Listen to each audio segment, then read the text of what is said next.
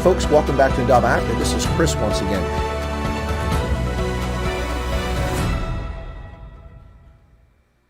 Hello, folks, and welcome back to Chris Wyatt Africa here on the Indaba Africa channel. This is Chris coming to you live from central Pennsylvania. Well, if you happen to have electricity in South Africa and you're tuning in from there, you're not one of the victims of load shedding. You know, Eskom currently can't provide 38% of its installed generating capacity. That's not only a problem, that's an abject failure and a total disaster. And we could talk about that if you want a little bit later on. But I have a special featured guest today, kind of excited about this. This gentleman is an entertainer in South Africa. He's very well known. And other than that really hilarious funny Indian doctor that Musa, I think his name is, that everyone always likes to enjoy. This guy is also up there, is very popular in South Africa. But he's also a commentator on social issues and political issues. He's done some on-the-ground coverage of things like the Phoenix March by the EFF, or as we prefer to call them here on Chris Wyatt Africa, the Red Teletubbies. And we're happy to have him on the channel today. And so with no further ado, let me welcome my guest today, Sunday, the 10th of October, Karou Charou. Did I get it right? You got it absolutely correct. Well done. All right. We're having a conversation before the program started about the Anglicization and butchering of your name, people saying Karou Charou. So I want to make sure I got it right when we started out. Well, hey, welcome to the program, brother. It's good to see you. Yeah, man. Well, it's been a while. We tried to hook up a while ago, and finally we got it done. So, yeah, thanks for having me. I'm super excited, and so are my fans watching on YouTube to be on your channel. You're a legend yourself in many ways. So, yeah, thank you so much for having me on the channel. Well, that's very kind of you. You know, it's interesting because a couple of times I thought about, ceasing what I'm doing. Just for those who may be tuning in for the first time, I'm a retired U.S. Army colonel, 36 and a half years. No, I'm not part of the Trek Boer movement here. I didn't form the Republic of Natalia with Pete Retief. This is a lockdown protest. When the hysteria ends, the beard goes. I started this when lockdown started. But it's interesting you say that, a legend. That's very kind of you, or generous to say. But a few times I've talked about, stopping my program because of harassment, stuff like that, just because, it's not like I get paid for this. It's something I'm doing to bring a service to people during the lockdown. But anyway, a couple of times, and people are like, no, you can't stop. And then I'm actually astounded on occasion when people contact me that are quite well known in South Africa and like, yeah, no, I know who you are. Or I reach out to someone and say, I'd like to get you on my program. Like, you didn't have to introduce me. We know who you are. I'm like, wow, people actually know who I am in South Africa. So, but people do know who you are in South Africa. You're an entertainer. Can you tell us a little bit about your background, what you do, how you got into it? I'll just pick off on what you just said there. Me as well, when I go live and I do my stuff and I do my shows, whatever, a lot of people will watch the channel but don't say anything, they don't comment. And then when I'm out in the street, they'll say, hey, Karou, remember you did this and remember you did that. I said, where were you? I said, no, we watching, but we don't say anything, but we're watching. So I said, even me, I don't understand the reach that I have and the number of people that watch me. So I'm also very surprised at times that I have that big an audience. Well, long checkered past, but very quickly I came on as a comedian. I grew very quickly in leaps and bounds. And once I'd amassed quite a big audience, a couple of years back, I decided to start using my platform to speak out on things. I mean, sometimes you reach a point, and then when you have a following, how do you now evolve or have an influence on that following? It wasn't just about entertainment for me. It started to evolve into, and then I started talking politics. People started to gravitate towards me, especially my Indian community. Kept talking about me going into politics, and I said, "What do you mean, man? I'm just a comic. What are you on about?" And then I realized why they were doing that is because there was this big void, there was this big gap that nobody was standing up. And I realized the reason they're gravitating towards it is because I was speaking up, because I was saying something which they were thinking but weren't able to say, and then I was saying things that they had in their head. And with that came a big sense of responsibility that, listen, now I have to hone in what I'm saying or what I'm doing and try to educate my audience and try to bring them up to speed and stuff. So actually nowadays, I don't even say anything funny. I'm talking stuff that's relevant. They find my commentary witty, but I don't come out saying jokes. I don't come out trying to be funny. I come out trying to be relevant. And actually, there was a guy who was with me, a friend of mine, and he's just left now. And I said to him a couple of years ago that in my longevity of my career, I don't necessarily have to be funny. I need to be relevant in the time and space of what is happening. And even during the unrest, I was never funny. You can't be funny during such a period in your life. But I was just being relevant. I was talking about an issue at hand, on hand, that needed the public's attention, and I was there to provide it. So yeah, there's many things we can talk about, but in a nutshell, that's where I find myself. No, that's pretty interesting background discussion. I think you hit on something very, very spot on. You know, it's fascinating to follow people through their life who remain relevant, whatever field they're in, or sometimes changing the field. There are some very successful people in life who've been able to make themselves remain relevant. You see people change, you know, some older folks who never used computers back in the day, and then when computers come along and social media, they adapt to it very quickly and they stay right with it. But relevancy is the key thing here, because, and same with comedians. Since you mentioned, we're talking about comedy a little bit there, comedians really have to be relevant. You can't tell the same jokes in 2020 that you could tell in 1980. They just don't fly. It doesn't work. Social mores have changed, cultural norms have changed, and people laugh at different things. So you really have to try to remain relevant. That's important. Now, for politics, you know, it's pretty easy to remain relevant because it's always going on. It's always changing. It's something out there.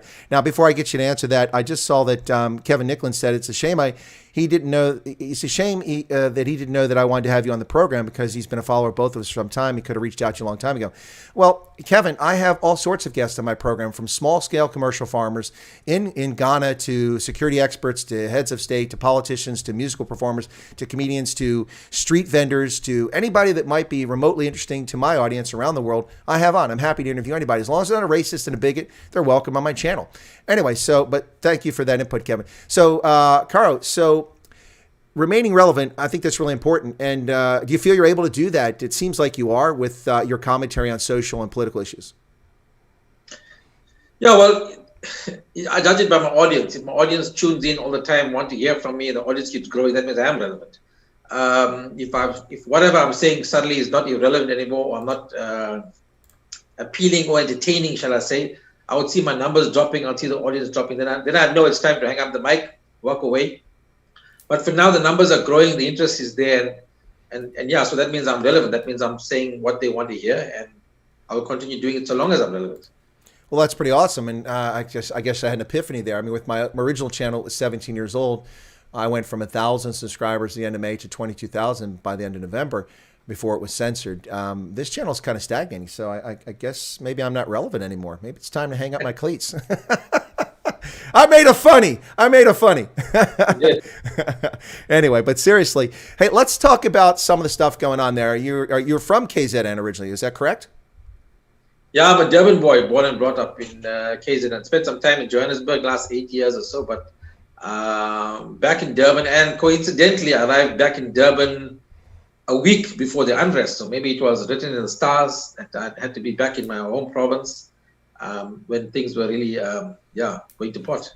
Well, speaking of the unrest, which we're going to get into and unpack here in just a few moments, you're referring, of course, for my international audience that may not be familiar with it, the events that unfolded in July after the surrender of Jacob Zuma, not the arrest. He was never arrested. Police never took him there. He took himself to the Escort correctional facility 4 days late, by the way, in contempt of court once again. But we just gloss over that. But Jacob Zuma turned himself in after a conviction on the 29th of June for contempt of court, the Constitutional Court sending him to jail for a 15-month sentence, which, of course, he hasn't really served. But that unrest that occurred started unfolding a matter of days later, around the 8th or 9th of July, if I remember correctly, the 9th of July, I think it was, with the Moy River Plaza on the main artery coming from Durban up into Southern Africa, which was assaulted. 25 semi-trucks torched, 24 of them owned by black South Africans, and that's all started right there. Then we saw radio stations assaulted and destroyed. We saw a water treatment facility attacked. We saw ammunition stolen from a port facility at a container in Durban. We saw neighborhoods invaded. That's the unrest you're talking about. Over 100,000 people looting businesses in KwaZulu-Natal and in Gauteng, mostly black-owned businesses except for the major retail labels, of course. Spaza shops, tuck shops destroyed, people being attacked, over 350 fatalities. The government reported a dozen, and I said that's a lie. I've seen more bodies than you can count and from footage, and I know that it's going to be over 300 or 400 people, and in the end it was about 350 plus people. This is the unrest you're talking about. You were there. You were in KZN, and you experienced all this, yes? Yeah, I'd like to say that I'm thankful I was there, because if I was in Johannesburg, away from my hometown and the home people, watching it like you would have been being on television, would have been really, really hard for me to take. So in a way, I was glad I moved down just before that, and when it happened, that I was right there in the. Look, being there means I was on the streets, I was in the township. I felt everything. I wouldn't say I was on the front line. There were many front lines. There were different front lines. But if you ask me, was I on the street patrolling? Was I on the street afraid of what's going to happen? Then yes, I was there. Yeah, no, it's just, well, you say watch on TV, but I mean, there wasn't much for me to watch on TV. Very little coverage of that. I can't get, I no longer have DSTV. I'm not in Africa. And there was very little coverage of it here. It was almost like a complete media blackout for the first few days. And what I did get was a lot of social media feeds. And so I have to take a close look at those, try to figure the provenance of them, where they're coming from, the veracity of them, that sort of thing. But I did live coverage of this throughout those events without the advantage of having been on the ground. It's not always easy, but it's an important topic to talk about. So when this unfolded, were you surprised at all? Did it catch you off guard? Because the ANC government claims they were caught off guard. That's ludicrous. We found out after the fact. Of course, they're lying. Police criminal intelligence actually informed them of this likelihood. Plus, you could see it building up in Kandla for days. The thumbing the nose at authorities, the marching out there in violation of lockdown restrictions. And we saw this. I saw this coming, and I predicted it on June 29th when the sentence was handed down. What about yourself, Karou? Did you see this coming, or were you shocked by it or surprised? Look, we've always feared something that's happening, but yes, we were still surprised because we didn't expect it to happen on that scale and do that. Look, we live cheek to jowl with informal settlements. We work daily with informal settlements. I especially work with informal settlements. I think one of the words I used constantly was, I wasn't angry by what happened. I was disappointed by what happened. Because forget the other outlying areas or whatever happened. I'm talking about my hometown of Chatsworth or the areas we live in. We have a very close relationship with the informal settlements. I do a lot of feeding schemes, a lot of work in the informal settlements. And what I was surprised about is the scale of uprising against people I and we were helping. So I was disappointed that those numbers wanted to rise against me, that we as the Indian community living side by side with informal settlements are the first responders when anything happens in the informal settlement. If there's a flood damage, if there's a fire damage, it's not the police, it's not the ambulance service, the Indian community is first responders. And yes, surprised in a sense, and like I said, disappointed that the numbers wanted to rise against us, the first responders. I think the word for me is I kept using was I was highly disappointed. I'm still disappointed to this day that indeed happened. Well, there's all kinds of interesting may not be the right word, but puzzling things to unpack about what was going on here. First, we saw no apparent preparation on the part of the South African Police Service. Despite all the activities, Jacob Zuma was supposed to turn himself in on the 4th of July. He failed to do it. Police were directed by the court to arrest him by the 8th of July and deliver him to a correctional facility. He got moved from an average correctional facility to a Gucci facility in Escort. And he didn't turn himself in. And in fact, in the build up to it, he had a rally. He's dancing around in Kandla. They had a big thing on stage with Ace Magashule up there, with Karou Charou up there, and a bunch of others dancing. He's got his mask off. He's dancing around, singing his songs. And then just a few weeks later, he's got a life-threatening illness that dates from November of last year, and he must get health care for. To me, it seems very much like a grift and a scam. But what happened is that you saw several thousand, at least 7,000 to 10,000 people in support of Zuma. The police allowing that to happen, allowing him to get away with it, then the police not arresting him, then this ridiculous, like they're talking to a head of state negotiation about his surrender. And he finally turns himself in. You could see this thing building for days, and for the police to say they didn't know about it or not be prepared for it. I mean, I'm a military guy. You make plans for contingencies.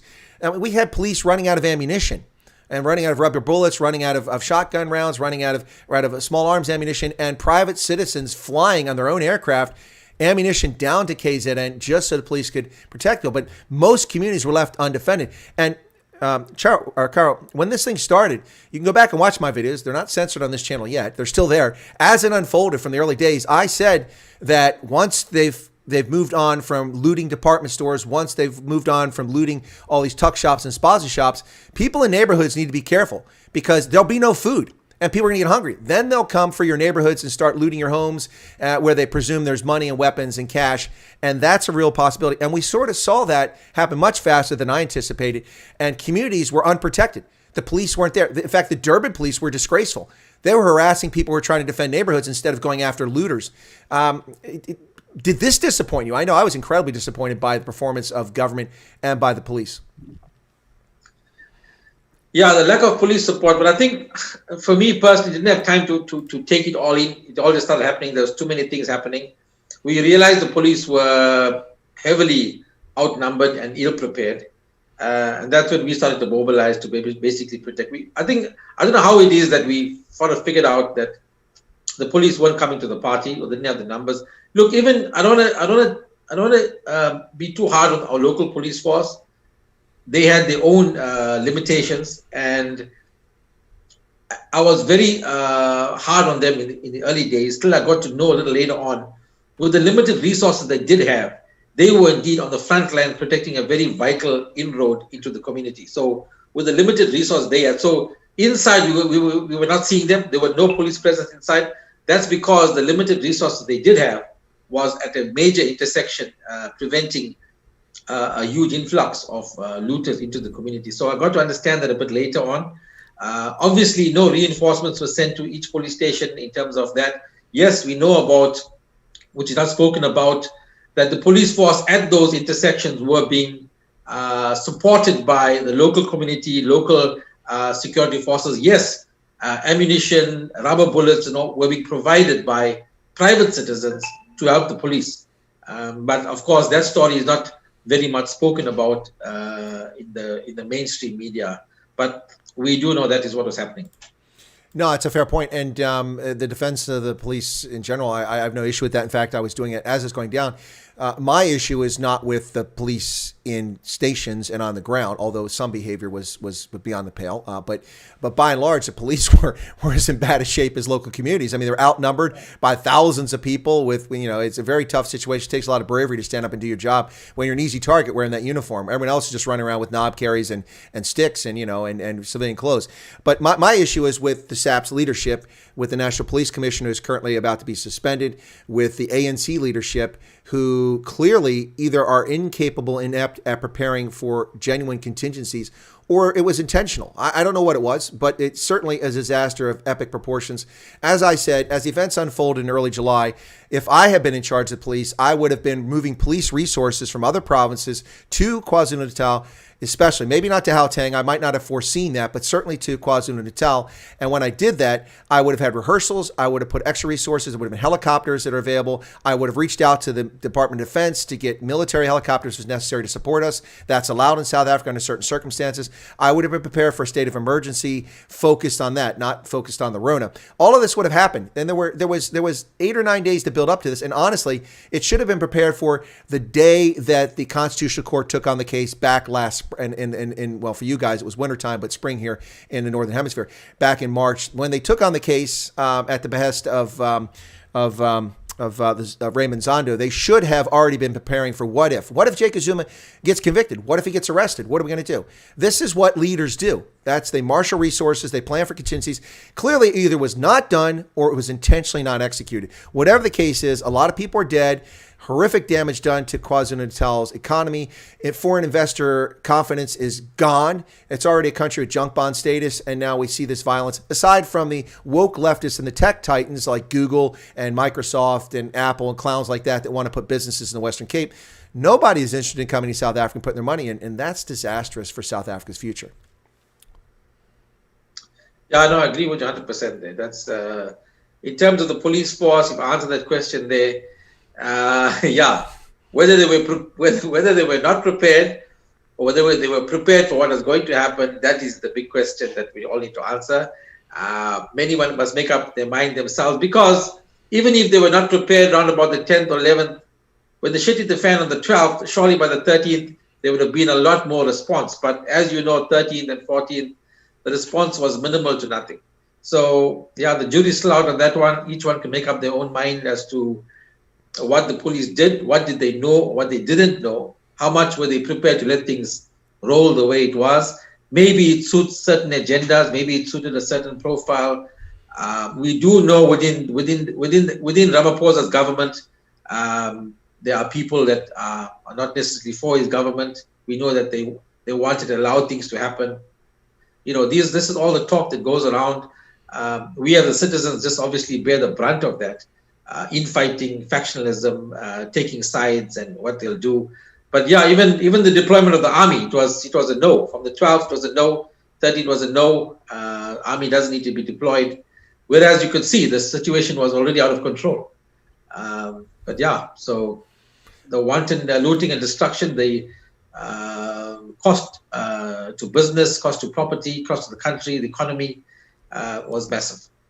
Well, and while you're talking about that, it took them forever to deploy them. When the SANDF did deploy, despite the fact that any leadership in the SANDF would be going, hey, what if we get called on now? Last year we were deployed, when the Rona lockdown was started and they went into townships. Well, what if they call us for this? I mean, it's real serious. There seemed to be no planning. SANDF showed up with no rations, no fuel, no water for their troops. They had to go to stores where people were standing in line after the looting was over and cut the queue just to get rations for the military. I mean, that's just beyond disgraceful. I mean, that's. I mean, it's also a reflection of the fact that the South African government is bankrupt. But it's just really, really ridiculous what happened there. And then Ramaphosa, when this thing starts, 2 days into it, he's given a national address and he's not even talking about events that are taking place. He's chastising people for spreading the virus, blaming people for spreading the virus, when his inept government is the one that botched the vaccine rollout, that botched the vaccine acquisition, that never offered South Africa's advanced pharmaceutical industry like Aspen Pharmacare and others to participate in trials and studies to get a leg up, to get a deposit in, to get the vax when it's available. His government completely sat back, and they just seem to be reacting to everything. And I think KwaZulu-Natal is a perfect example of how either they were complicit or they simply had no clue what was going on. It's just crazy how long it took to get any action out of Ramaphosa's cabinet. Yeah, that was highly disappointing. And when you come to the effect of the army and the no rations and the whatever, look, we're not. It's a sad situation, and we're not surprised by that, because everything is a problem. Nothing is ever coordinated. Nothing is ever proper. Nothing is everything as you see it. Nothing is coordinated. There's just ineptitude and incompetence on every level. They just couldn't even organize a piss up in a brewery. There'd be some issue that'll happen that is just not there. When we expect the army to roll in and things to happen and this to happen, then you find out that it's not that way at all. It just doesn't happen that way. But it's something that which is sad that we've grown accustomed to expect that this is not going to be. If your government told you something, they're going to do this, and our government told us we're going to do that, we all just smirk and say, yeah, really, you're going to do that, and we laugh about it now because there's the stress and the trauma of we know what's going to happen. Really, are you capable of that? You've done nothing. You've done nothing to show that you can roll out something, that you can do this, that you can be competent. For everything that happens, everything they roll out, every plan they have, we almost know some shit, and then we say, you see, we told you so. That was going to happen, and they come to the party almost every time. They do the same thing over and over. Well, listen, Karou, I mean, look, I have to beg to differ with you. I watched Cyril Ramaphosa do the manifesto launch for the ANC in Pretoria at Church Square, and I have to say that I was highly impressed. I mean, he admitted that they haven't always picked the right people. They haven't always got it right. They haven't always dealt with corruption, possibly. But after 27 years of ineptitude, failure, and impoverishment of more black South Africans and white and Indian South Africans living in abject poverty than ever in the history of South Africa, after 27 years, we've heard you. We've had an epiphany because there's an election on November 1st, and we're going to get it right this time. Or so says Cyril Ramaphosa. Did you happen to catch his manifesto launch? It was great comedy hour.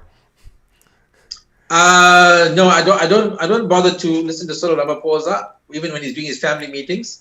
I just get the PDF and I read the PDF because that's what he's going to say. Word for word, he says everything there, nothing more to say. I don't waste my time listening to his talks. And that's even the sad part. Like we can listen to Ramaphosa, listen to whoever, and we almost know you're bullshitting us. Is it even worth my time listening to this? You're just selling us a story. But I might watch it for the comedy element, to take something out of it. Exactly.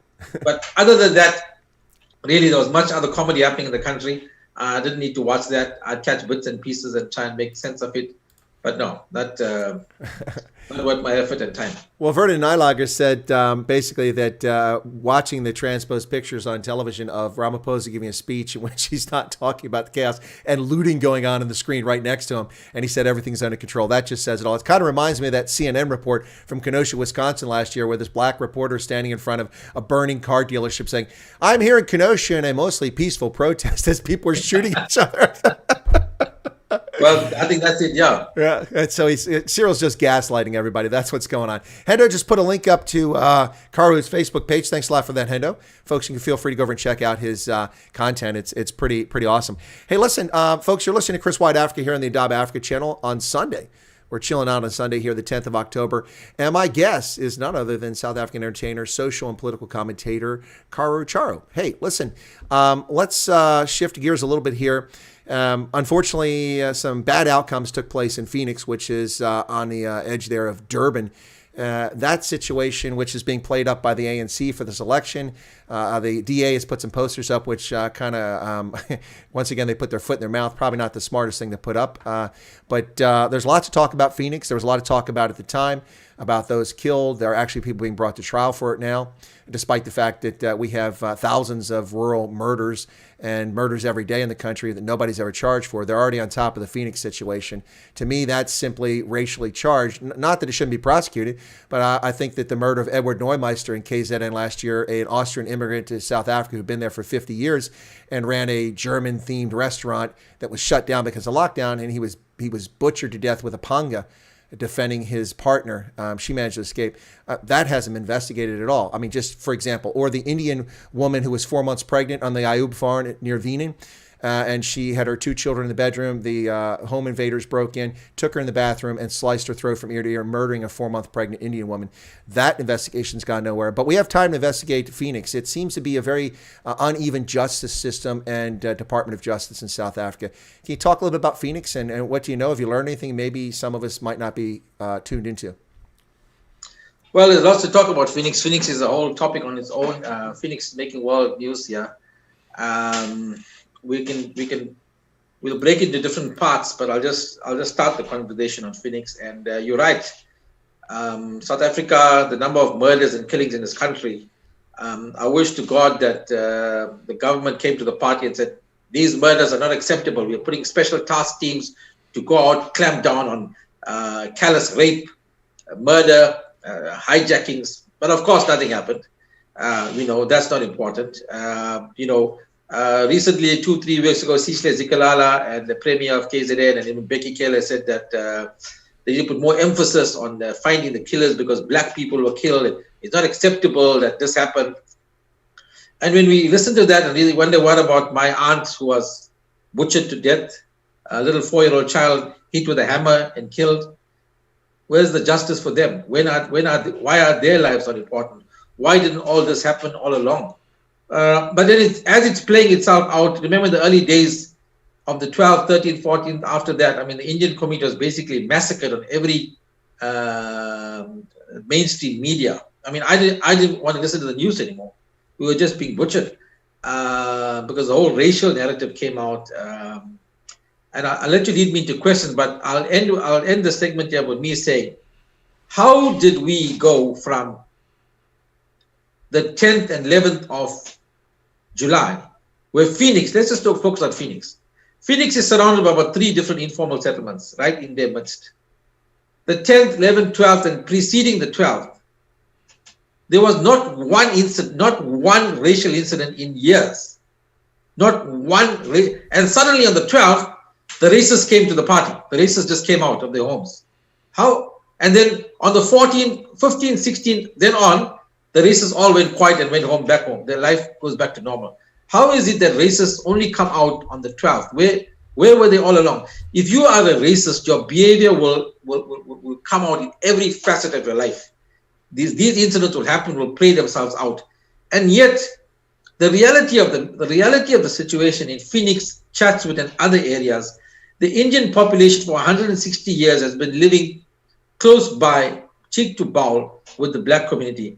And we've been living in relative peace and harmony, despite the problems that we have facing us living. It's not easy, by the way, living in those situations. But we've managed to live. If racism was rife within us, you would find this thing flaring up all the time. But in reality, there are no incidents that we can speak about. Only on the 12th and 13th of July, apparent racists came out to play. And then we got labeled a racist community. So nobody can answer. Not Sihle Zikalala, not Becky Keller can answer. Where were the racists prior to the 12th of July? And the Let me just get your viewers to picture this. And I want to say this now in case I forget it. On the 10th and 11th of July, black people and Indian people walk side by side and go to the Phoenix Plaza and shop. Then on the 12th of July, the black community becomes your sworn enemy because they want to attack you. And Indian people live in abject fear of this black community attacking them for 12th, 13th, 14th. And then on the 15th of July, you walk side by side back to the Phoenix Plaza and shop. I don't know if people really need to understand what it took for the Indian community to once again accept and walk side by side with 3 days ago, you were the sworn enemy. You were people who wanted to attack. Whether they wanted to act, loot, burn, destroy, kill Indian people, we don't really know. All we knew is we were hearing the voice notes, we were hearing the threats, we were wanting the threats, what was going to happen. And the story of us and within us and our community has never been told. No one's telling the story. How would I need even you to understand this. On the day before, we were walking side by side. The next day, you're my enemy. When I say you, any black person. Mm-hmm. Now, if I say black, I'll be called a racist. Mm-hmm. Let's call them Mexicans. Okay. Right? Whatever, right? Mexican, Spanish, Chinese, right? Because if I say black, then they'll call me a racist. Another community is coming to attack you. And even in that sense, I know that community, the Chinese, we say Chinese, are my enemies. Mm-hmm. I've heard voice notes, I've heard threats, I've seen things that are coming to attack me. And then in the middle of curfew, after lockdown, 5 Chinese guys are driving around in their car in my township. What are you doing here? So if I stop the Chinese guy, then I'm racially profiling him. Then now I'm a racist for stopping him. But it's curfew, it's after 9 o'clock, 5 Chinese guys in a car are driving around. And yet I've heard stories from other areas of cars coming into your area shooting at patrollers. Mm-hmm. But no, these are innocent. You shouldn't even deal with them. So it's all these, and by the way, let's put a disclaimer here. The fact that some people were murdered or heinous acts committed, I'm not going to justify it or say whatever. Yeah. That it was right. I'm not justifying it. But I'm saying you are here sitting now in your roadblock or in your community on your road. It's after 9 o'clock curfew. And you have 5 Chinese guys who the Chinese community wants to attack you, driving around or walking in your area. How do you react? You stand by and watch, or you go and stop the vehicle, search, do whatever, or chase them out of the area. And even in doing that, Chris, I need people to understand that there's people like me. Maybe I'm a bit sane-headed. Maybe I'm thinking correctly. Maybe I'll stop the guy. I'll ask him a few questions. I'll understand what he's doing. And then you get my neighbor who's a bit loose in his head. He may not react the way I'm reacting. He may not be as cautious or understanding, ask the questions. He might react from a different position. But the fact of the matter is that guy who's a bit screws loose should never have been on the road in the first place. Mm. It's not his job to protect or do anything. He's in no way capable. And he's got a firearm, by the way. So why is he on the street? Because the police were not there. Law enforcement was not there. Now you put this idiot on the road with a firearm. He sees a Chinese guy coming, and then he shoots at the guy. Now he's a murderer. Yep. So there are so many different dynamics at play. I'm not justifying murder. I'm not justifying any acts, any heinous acts. But really the situation we were placed in, ordinary citizens, and you yourself mentioned the first lockdown where the SANDF was placed in townships. In Alexander, if you remember, the SANDF killed a black guy in his own home. Collins Kosa. Yes, because the SANDF is not trained to deal with civilians in that situation. Yep. And they overreacted. Now, how do you take a normal citizen trying to do the work of law enforcement and then expecting to behave as a law enforcement officer doing all the right things? It's just the dynamics are too great. It's just enormous. Now you touched on something. Let me share a few things for those who didn't watch my program, and also you're probably not aware of things I said while this unfolded, and then I'm gonna get to some chat here. There's some questions and statements in here. My audience does chat a lot, so I got to get to that. But as this unfolded, as a person who spent so much time in uniform, I also spent time in our National Guard. Our National Guard actually trained for civil disturbances and riots and things like that.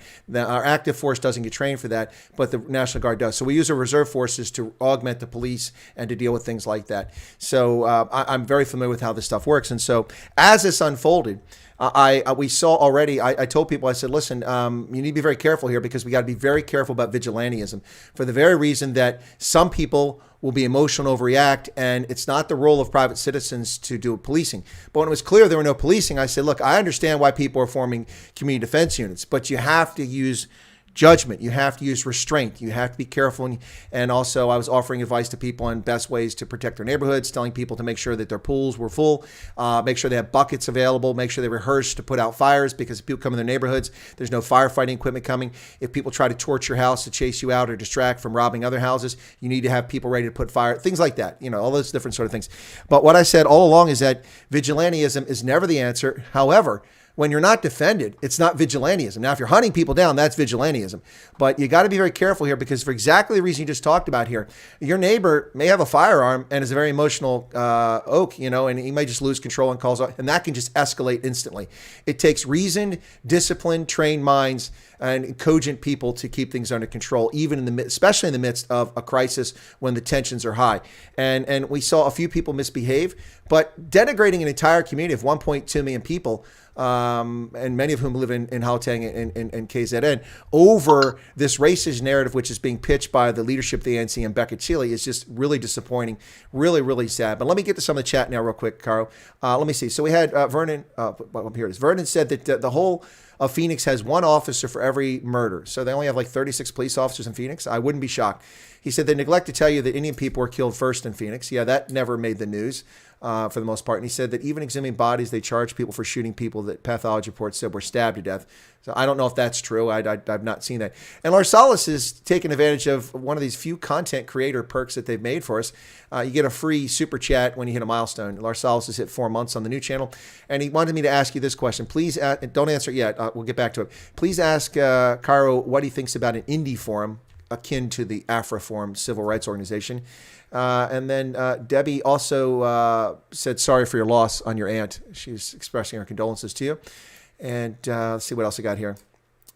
And I think I've caught up here. I don't want to miss all this because I get a lot of chat in here. So anyway, yeah. So the question that Larsalis was asking is about, what about an indie forum? Do you think it's something that South Africa needs, or are Indians better served aligning with groups that exist already, or just ignoring the issue of rights and civil rights altogether? You're smiling, so I'm looking forward to this answer. Go ahead. Yeah. You're on. Your turn. Well. What a question. And man, I've had the most difficult almost a year of my life. Around about October last year, I started a movement called Park by the Posey. Now, I'm not sure if you're familiar with that, but park means to park, like stop. Yeah. And Posey means house, right? So basically, in our lingo, it's stay at home, right? The objective of that for the Indian community was to stay at home, to show our economic power, economic might, because we as a community, the Indian community, we don't fight. We don't go out looking for trouble. We're very placid. We're very timid. We don't go looking for trouble. Marching, toying, protesting is not in our DNA. It's not something we do. Nobody has done it in 160 years. So the Park by the Posey movement was designed to highlight the plight of the South African Indian, where we felt we were being marginalized, discriminated against by the BE policies and all of that, right? Mm-hmm. So it was about galvanizing the community to say, listen, we have rights, we need to speak for our rights. So that's akin to an indie forum. However, the haters came piling on, and mostly from the Indian community, who said, no, you can't talk about being Indian. We are South African. We need to align ourselves with South Africa. We need to be seen as blacks in this country. We need to be. So I was taken to task by the ANC sympathizers, and I was called divisive. I was called racist. I was called a terrorist. I was dividing the country. I was called all sorts of things. And now in the past 2 months, the same guys are coming out and saying, Oh, but the Indians are being, well, what was I telling you all along? Right now, not one single government official or ANC official has come out and spoken on behalf of the Indian community about the value of the community, about why we belong in this country, why we are needed here, why we should be stated, why we should be protected. Nobody has come out and said that. And when I was talking about Indian rights and lobbying for Indian rights, it doesn't mean we don't belong to South Africa. But even around the world, lobby groups lobby for a group, for an ethnic group or a social group. You lobby for your rights. You can be an Italian in Spain or in America, but you're still Italian. You still want your culture, your rights, your holidays to be protected. So we as a community wanted that and wanted our voice to be heard. Look, we got a lot of support. That's a fact, because people identified with what I was saying. But the haters came along and blah, blah, blah. But now the same haters are saying, oh, well, what's happening here? We are being told this. Indians are being treated separately. Well, that's what I was telling you all along. But you didn't want to listen. Now suddenly you see that nobody is speaking up for the rights of Indian people in this country. We've got no say. We've got no voice. We've got no leadership, because all our leaders want to align themselves with the ANC, who have quietly thrown them under the bus. Well, it's kind of hard to argue with that. Now, I'm not in South Africa, but famously, I do stand up for Indians, coloreds, and whites in South Africa, as well as the Tswana and Basotho people, because the ANC is very adept at bifurcating, dividing groups, and putting people. It's funny how when it suits the ANC, brown like me is good enough if you're Indian or colored, but most of the time in practical application, it's not good enough. It's not good enough, and they discriminate against these minority groups. It is really frustrating what's happening in South Africa, and a lot of people just don't pay attention to it. Now, for those who don't know, Indian community first came over in the 19th century to start working sugarcane fields in KwaZulu-Natal and for other work there. And of course, there have been some very famous people of Indian origin who have been in South Africa, including Mahatma Gandhi, who was there for the Second Anglo-Boer War and also was a stretcher bearer, if I'm not mistaken. And he also got his barrister training there and actually fought for some rights in South Africa before he went back to India. But the Indian community is, it's lumped together as Indian community, but it's still a bit diverse. I mean, it's not like everybody comes from the same town. Like, not everybody's from Chennai. It's a bit diverse. I mean, you've got. By the way, Chris, just to interject, if I may, not from the 19th century, not from 1860. Indians were in South Africa and Africa long before the 1860 settlers arrived here. They were the traders that were trading in Central Africa and in South Africa for gold. When Africans didn't even figure out what we do with gold, they came all the way across the seas, even before the 1860 settlers. And even I don't know so much about that history, but they were here long before the Zulus arrived here from Central Africa and South Africa. They were trading in South Africa with the Khoi and the San, and in Central Africa. That's the stories we hear, which is not often spoken about. That is why even, I'm sad to say, we as Indian people don't know our own history, because we're not taught our history. We're not told our history. So we can't feel proud about something when we haven't even been taught our own history. We're learning everyone else's history, not our own history. And we have a proud history, but of course it's not being taught. But that's also another story, probably for another day, but yeah. No, that's a fair interjection, but that didn't lead to any permanent settlement by and large, certainly not in any large numbers. It wasn't until the 19th century that significant numbers of people from the Indian subcontinent began settling.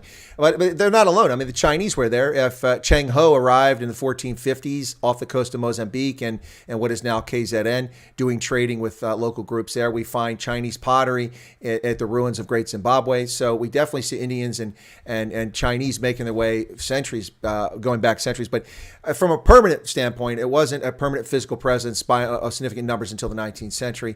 But I mean, it's a diverse community. You've got Muslim Indians in South Africa. You've got some Christian Indians in South Africa. You've got a not insignificant portion of the Indian community whose first language is actually Afrikaans, which most people don't know. A lot of Indians actually speak Afrikaans. It's not a majority. It's a minority, but it's a significant number. It's a fascinating community. And oh, by the way, I love coming to Durban. Best curries I've ever had, man. I love Durban for the Indian food. It's my first love. I've told this story on the channel before, Karou, but let me tell you the story real quick. So I was staying at one of the Holiday Inns there along the beach, all those tall, high-rise, nice, ritzy hotels. I have to say that because for Americans, Holiday Inn has had decades of rundown, dumpy, cheap hotels, but not in South Africa. They're nice hotels. So I was staying in a hotel on the beach there, and it was late afternoon. I was hungry. I went downstairs, and the gentleman at the counter said to me, where are you going? I said, I'm just going to go out, walk on the boardwalk, look for something. So you can't go out there. He's a black guy. I said, why not? He goes, it's not safe. I said, what do you mean it's not safe? You're white. To which I laughed and said, oh, okay, listen, I'm in the Army. I'm kind of fit. I think I'll be okay. He's like, okay. So I walk outside. I walked up and down the promenade for a little bit. I didn't really find anything interesting, appealing. So I came back to the hotel because I had a restaurant. I said, hey, how's your restaurant? Oh, it's excellent. We have Indian food here. I said, oh, okay. I've had Indian years ago when I was at university, and I liked it, but let me try it. So I sat down, and they came in, and they took my order, and I said, what would you like? I said, well, I haven't had Indian in a long time, and I had Indian in America, so it probably isn't as good as what you got here. And he said, I can recommend the chicken madras. I said, okay. And that'd be great. He said, well, how hot would you like it? I said, oh, scale of 1 to 10. How about you give me a 7 or 8? He goes, sir, I don't know if you want a 7 or 8. That's going to be tough. I said, no, I like Mexican food. I like spicy food. You can give me that. So they brought it out. And after I was eating for about 10 minutes, the wait, I was the only one in the restaurant. It was like 5:30 in the evening. And he comes out, and I'm like, and he's like, sir, are you okay? I'm like, this is the best meal I've ever had my entire life. It's so good. Because my eyes were leaking. My nose was leaking. My face was flusher than it is now. It was fantastic. And my favorite meal instantly became chicken madras, which I always joke about. We have to rename it chicken chennai now because it's no longer madras. Now it's chennai. But anyway, so Durban, interesting place. I just can't handle the humidity. So it's a wintertime destination for me. Not a fan of summer. That's some brutal humidity you got down there on the east coast of South Africa. Anyway, so that was a little sidetrack there. But yeah, so what were we talking about? I got off track there. Yeah, but anyway, I'll pick up on that. We'll get you back on track. Durban, South Africa is the largest population of Indians outside the motherland of India. If anywhere in the world, you'd find the largest population of Indians in Durban. And Durban, eThekwini, and there's another good, interesting fact we talk about. In KZN and eThekwini municipality where we live and where Phoenix is and Chatsworth is, the majority of the ratepayers, the taxpayers, people who contribute are the Indian people. We are the ones driving the economy. And that's where my Park with the Posey movement came into place, because the idea was to show government and show everyone that we are a force. We need to be respected. We are the ones running the businesses, most of the businesses, driving the economy, right? And when the idea of Park with the Posey was, if all the Indians stayed at home, the malls would run dry, the casinos would run dry. I mean, eThekwini has 2 major casinos, right? The Sibai Casino and the Suncoast Casino, right? Mm-hmm. The majority of patrons in those casinos are Indians, 80%, 90%. They make the money of the Indian community. So I said to them, guys, if they can't support you, stay away one day. Just stay one day and see what it does. Then you'll realize the value you have in this economy, what you are worth. Because a lot of us don't even realize what we worth. And yes, in that day that we stayed away, the malls showed a significant decrease. The casinos showed a significant decrease. It was to show for my own people to realize the value. The idea was not to damage the economy. It was never to damage the economy. The idea was to show that you are a force to be reckoned with, that you should be respected because you have a place in this country. You drive the economy. You pay your taxes. You pay your rates. You run the municipality, or you contribute heavily to the municipality. If we have this power and we have this and this contribution, surely we should be respected as such. Surely we should not be kicked aside. Surely we should not be discriminated against. Surely we should not be marginalized. Surely our voices should be heard.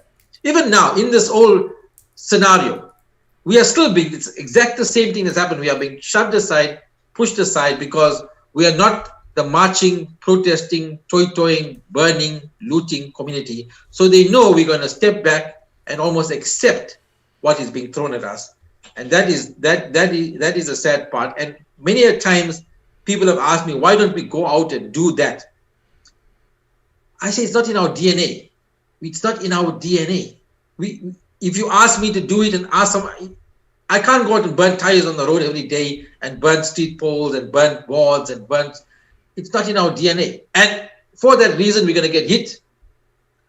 Because sadly, I'll tell you this. I changed my mindset about the burning of the schools and burning of stuff because I got, like the burning of the trucks on the N3 3-4 years ago when they were protesting against foreign drivers driving in the country. I'm sure for years they've been asking the Minister of Transport to address it. And he did nothing. How do you gain attention? Burn the trucks, shut down the N3. Immediately the Minister of Transport was addressing that issue. Now you see, they set the system up that way, that the only way to get attention is to burn, destroy, then government comes to listen to you. Otherwise, you get nothing.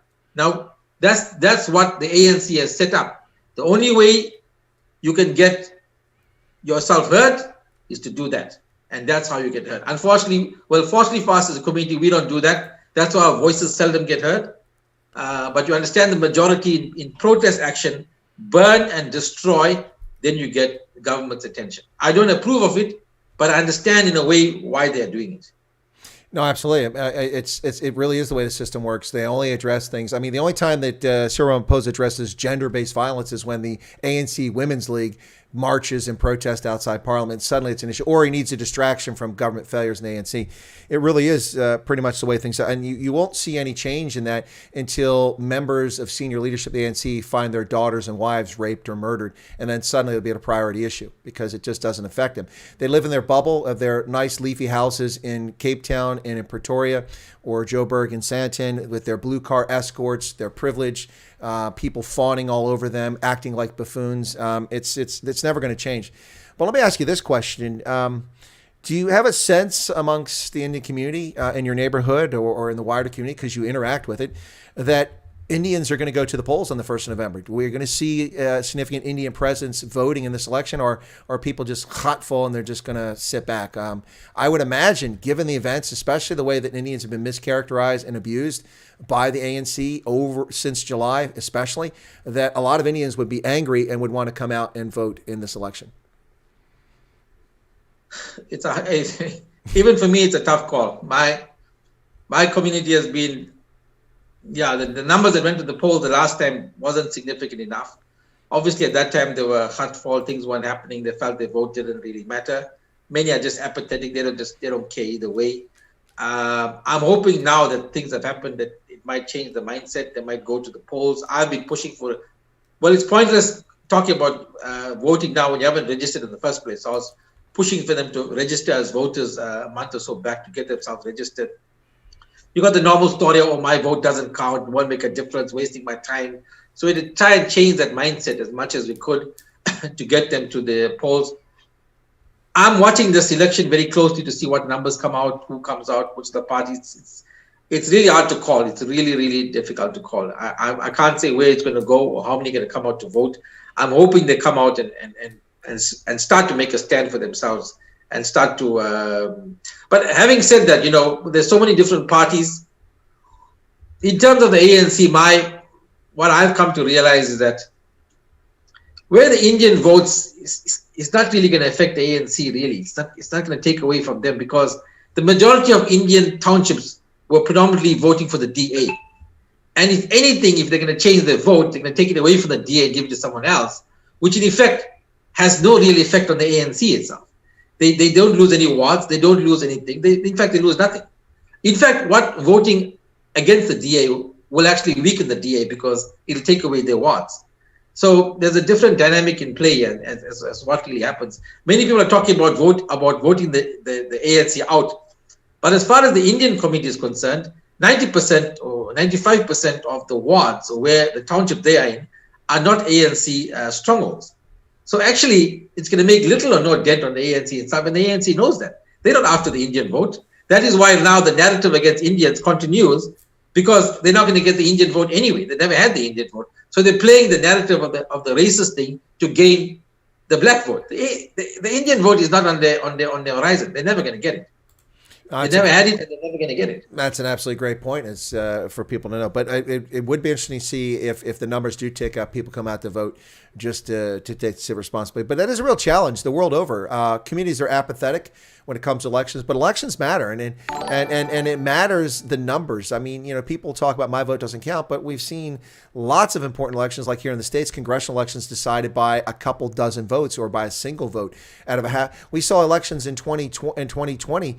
2020. It's 2020 now. In 2020, last year, I'm losing track of time there, in which we had 500,000 votes cast in a state for congressional candidate, and a candidate won by less than 100 votes. Votes do matter. It does make a difference. So hopefully people go out, even if they're an overwhelming opposition party ward, they'll still go out and vote. And that's the thing. People don't realize this is elections. It's not an election. It's not a national election. You're not voting for parliament. You're voting for your local city council. And that's what matters, to get out there and take as much of this away from the ANC. And there's a point here. Artie Pandey says, who's been with the channel for a while, Artie says, I always wonder when the president and other politicians speak and say our people, whether this includes all colors and races in the Rainbow Nation. From my perspective, Artie, it doesn't. We've heard Cyril Ramaphosa repeatedly talk about our people, and he says 50 million South Africans. There's 60 million, 59, 60 million South Africans, and that includes Indians, coloreds, and whites. And so, no, he's not speaking about our people. He'll say our people, and then when he's giving out the aid, he will say it'll go to the black community. Exactly. So, so where's our people? When are we ever part of the people? Whenever there's aid that comes across, it'll be clear that aid and those loans will go towards the previously disadvantaged community. And then here's the Indian community, which I get told all the time. When I say Indian, I get my black trolls coming, oh, but you're not Indian, you're also African, you're black. You classified as black. I said, well, we classified as black when it suits the narrative. When are we black and when are we Indian? That's right. So blacks only, and then when we go, say, no, not for you. Yep. For black Africans, you Indian. So even now in the Rainbow Nation, we told so there's only white and there's only blacks. So yes, let's talk about that if you want. If you don't mind me. Go ahead. There's whites. So the trolls come on. Whenever I say Indian people, they say, "Oh, why are you classing yourself as an Indian? You're just like us. You're a black man. There's only whites and blacks." Said, okay. So why are the Indian racists in Phoenix? Why is it Indian racist in Phoenix? Why wasn't the guy that was killed by 3 vigilantes, shot another man or burnt his car? Why is it 3 Indian men shot a black guy? Yet in South Africa, every day we hear of murders. 2 black men enter the property. They don't say 2 black men. They say 2 men enter the property and kill the woman. It's not 2 black men, not 2 Indian men, not 2 white men, 2 black men. But Indian people kill 3 black men. Why? If we're living in a non-racial society, 3 men shot another guy. Simple as that. Find the 3 men, sort it out. Why is it 3 Indian men shot 1 black guy? Because you want to fuel a racial narrative. That's what you fuel racism. Racism stops when you stop using color. If I am a South African and I am a black South African, then that's what I am. But of course, when my cousin goes for a job, then she's not a black South African. She's an Indian South African. Then she needs to go to the back of the queue. When my other cousin goes to medical school and gets 6 A's, she can't get into medical school because there's a quota system that says you only get 2% of the 100. 2 out of every 100 you'll get in. Whether you have 6 A's, 7 A's, you can't get in. So now we're not black enough anymore. The old cliche is we weren't white enough in old South Africa, we're not black enough in the new South Africa. So we find ourselves in this bit of a quandary. We basically all over the place. And many people come to us and say, what are you all doing? We are really a lost people. And this might go back to the British. The British will come and answer. You took us and threw us here in this country. And now we are left at 6s and 7s, not knowing left, not knowing right, not knowing where to go. We want to be pro-black. We want to be with South Africa. Then the same South Africa kicks us back and says, go back to India, where you came from. So who's talking? Who's representing black people? Where do we stand? And let me say, when those black people are saying, go back to India, a majority of the other blacks are keeping quiet. They're not saying anything. They're not coming out and saying, hey, hold on. And by the way, let me just say this categorically. On my platform, I've never seen any black person come up and say, hello, hold on. Don't you dare talk about these people like this. They are going nowhere. They belong in South Africa. They are part of us, and we will take care. No, they keep quiet. They listen to this narrative. There's numerous Facebook groups that are anti-Indian, that are just spewing vile hate about Indian, but nobody talks about it. Government doesn't address it. Nobody addresses it. We see all the screenshots of them coming into our townships to rape our women, shoot us, do this, do that, go back to India. You're a guest. We hear this on a daily basis, and nobody comes out and speaks on behalf of the Indian community.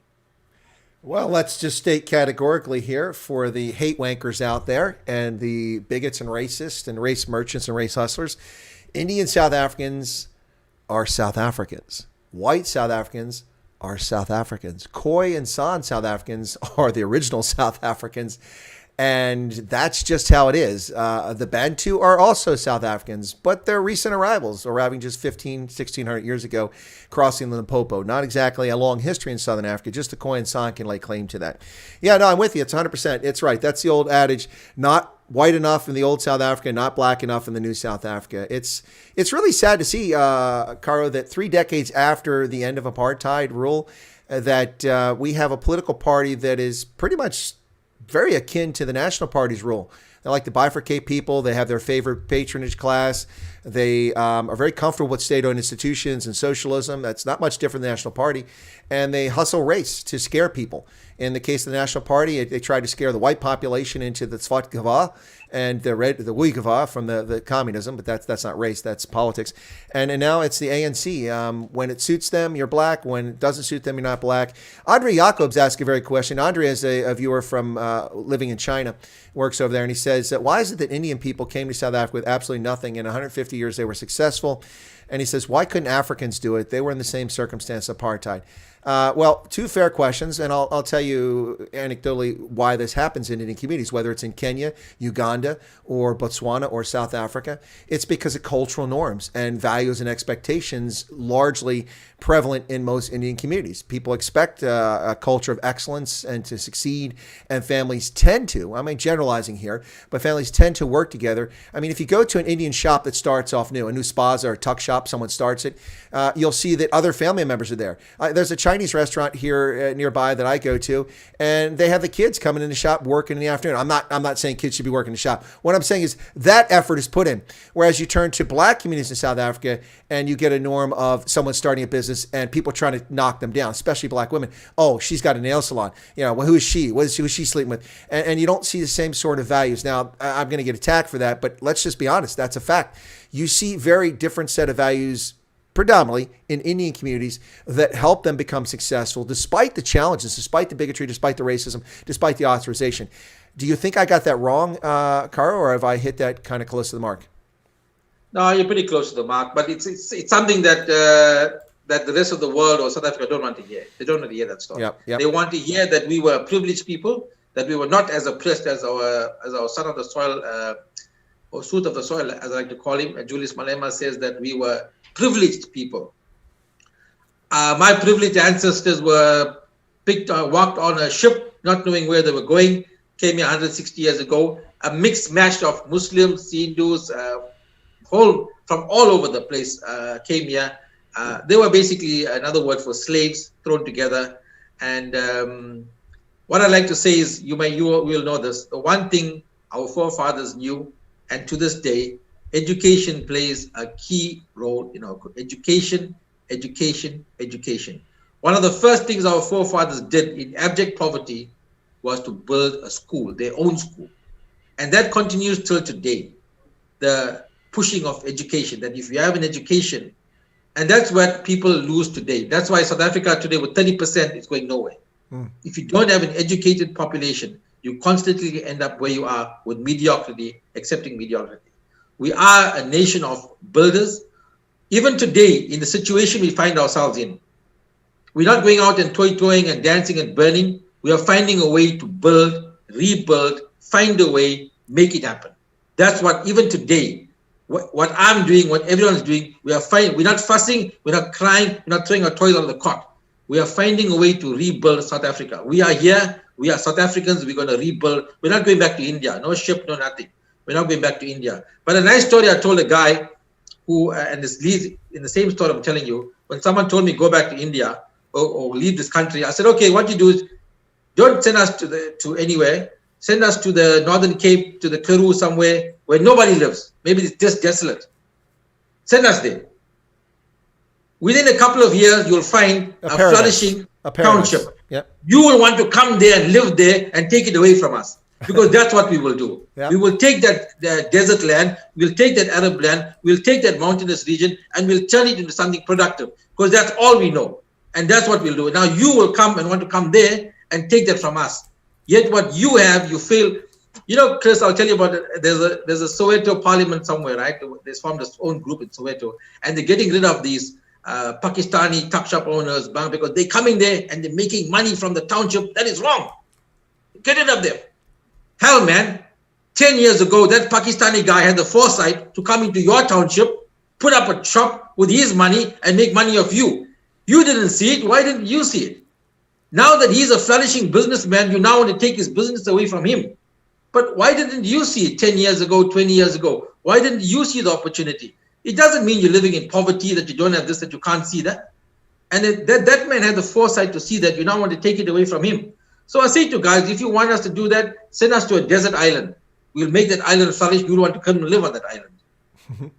Another narrative I use is, they say when you throw lemons at someone, you make lemonade. Yep. No, we won't only make lemonade. We will make pickle as well. Then we'll take the lemonade, we'll make it into lemon juice, and then we'll make a factory, and then we'll export the lemon juice to you, and you will buy that from us at a profit.